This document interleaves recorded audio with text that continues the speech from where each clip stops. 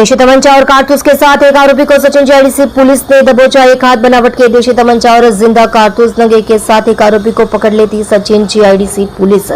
माननीय police commissioner Shri Anupam Singh Gehlot साहब एवं संयुक्त पुलिस कमिश्नर श्री सेक्टर 2 साहब एवं उप पुलिस कमिश्नर श्री जोन 6 साहब एवं सहायक पुलिस कमिश्नर श्री आई डिवीजन साहब द्वारा अनसुलझे अपराधों का पता लगाने एवं फरार आरोपी को पकड़ने के निर्देश दिए गए हैं, जिसके आधार पर पुलिस इंस्पेक्टर के ए गोहिल और दूसरे police inspector Shri B B Parmar के मार्गदर्शन के नीचे सर्वेलेंस स्टाफ के पीएसआई HR पटेल के नेतृत्व में सर्वेलेंस स्टाफ के हेड कांस्टेबल राहुल कुमार अनंत राव और हेड कांस्टेबल कुलदीप सिंह भरत सिंह और पुलिस कांस्टेबल घनश्याम सिंह कालूभा को प्राप्त संयुक्त सूचना के आधार पर Sachin GIDC ice factory Mahalakshmi Nagar plot number 85 Abhimanyu Moriya का कमरा में से एक आरोपी शशिकांत सिंह उर्फ सोनू जयसिंह कुर्मी उम्र 20 साल निवासी प्लॉट नंबर 85 अभिमन्यु मोरिया का कमरा महालक्ष्मी नगर आइस फैक्ट्री के पास सचिन जीआईडीसी सूरत मूल वतन गांव कोपा तहसील मऊ जिला चित्रकूट उत्तर प्रदेश को एक हाथ बनावट का देशी तमंचा व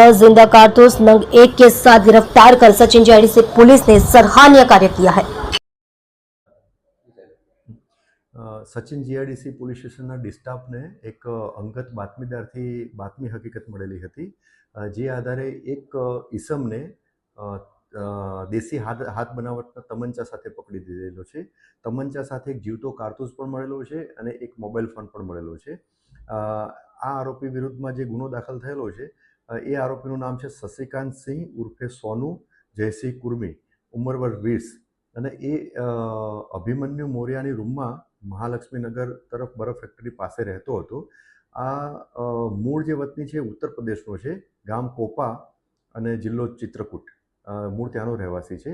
છેલ્લા 15 થી 20 દિવસથી અહીં આવેલો હતો અને એ ફક્ત શોખ માટે એને આ તમંચો રાખેલું એવું પ્રાથમિક પૂછપરછમાં જણાઈ આવેલ છે।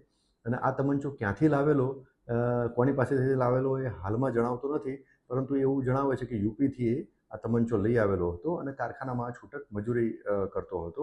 પ્રાથમિક પૂછપરછમાં વેરીફાઈ કરતાં એવું પણ જાણવા મળેલ છે કે અગાઉ આ જે તે લગભગ એકાદ વર્ષ પહેલાં એના વતનમાં લૂંટનો ગુનો દાખલ થયેલો હતો, એટલે ક્રિમિનલ એન્ટિસિડન્ટ પણ આ આરોપી વિરુદ્ધમાં છે। હાલમાં ગુનાના કામે પોલીસ કસ્ટડી રિમાન્ડ મેળવવામાં આવેલા છે અને 1 દિવસના રિમાન્ડ મેળવેલ છે। પોલીસ કસ્ટડી હેઠળ હાલમાં આરોપી છે એની વધુ પૂછપરછ પણ ચાલુ છે। સાહેબ, આરોપી અહીંયા શું કરતો હતો? અહીંયા એ કારખાનામાં જે ડાઇંગ મિલ જે છે એના કારખાનામાં છૂટક મજૂરીનું કામ કરતો હતો।